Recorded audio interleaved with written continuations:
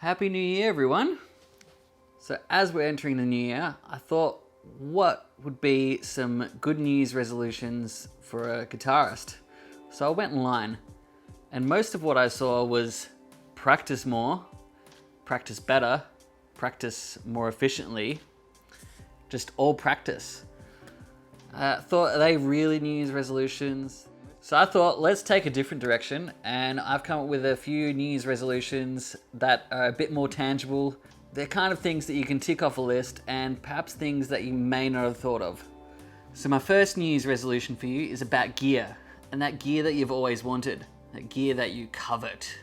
So whether it's a $5,000 Gibson Les Paul, or Strymon Timeline, or some other piece of gear, Setting Empyrean Studio, you might think they're out of reach because they're so expensive.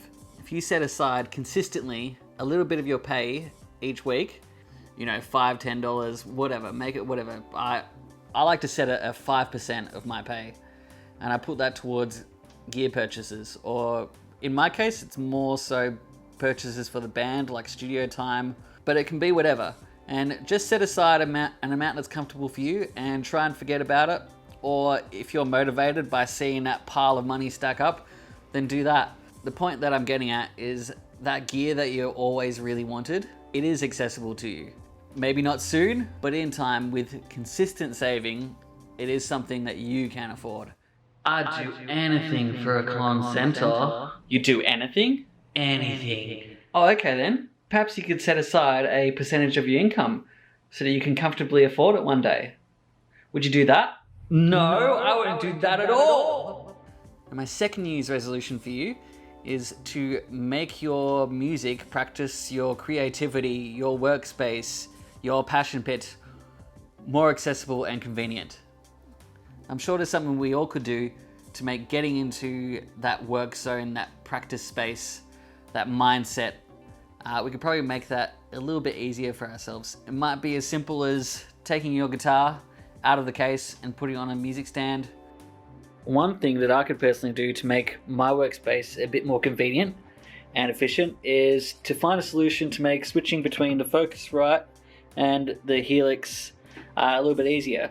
So for when I'm recording vocals or doing just everyday general things with the computer, I like to go through the Focusrite.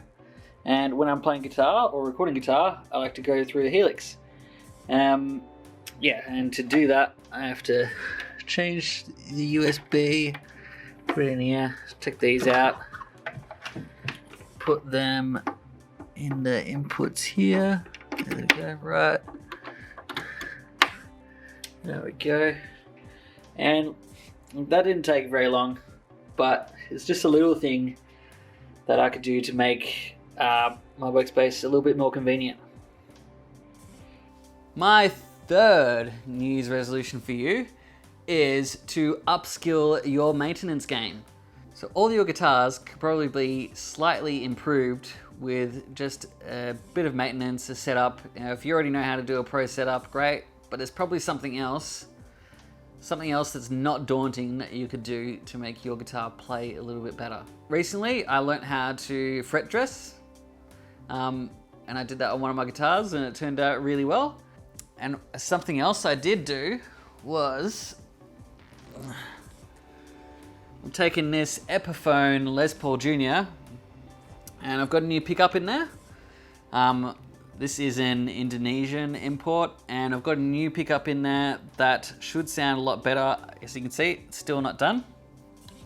I also replaced the tuning pegs to Kluson ones. The old ones were really unstable, and what I actually had to do, I'll make a video for this, is the drill holes for these ones were in different spots to the existing ones, and the old holes were actually visible. So I learned how to fill those up and repaint it.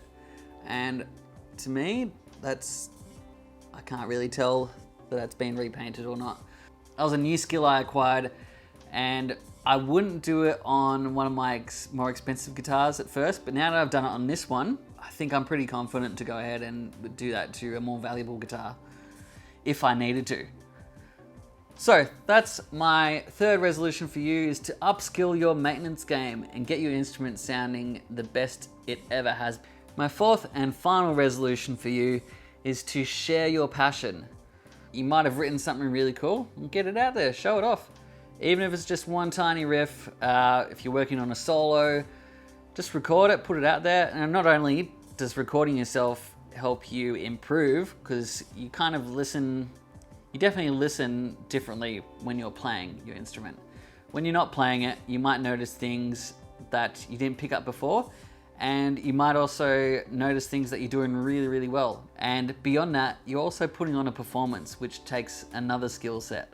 And if you think you haven't got anything worth sharing, you're a beginner, or you quite haven't got good enough at the skills to be confident and show it to the world, well, what I'd say is maybe share your journey. You know, your friends, family, and strangers love to see your passion for music. And then this last year, a good friend of mine, he started learning how to beatbox in his 30s, just from scratch.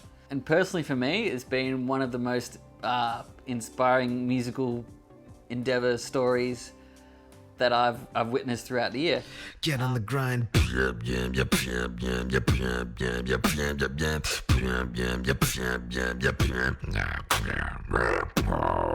His musical story is quite inspiring and it's honest. So that's it. That's my 4 New Year's resolutions for 2021. And if you're enjoying this content, please like and subscribe. I want to try and get to that 1,000 subscriber mark. I'm at 132 at the moment. I'm going to start putting out more videos.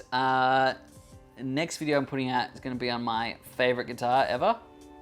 And then I will eventually finish putting this together and I'll have a video out for that as well. So Happy New Year, everyone. I'll catch you next time.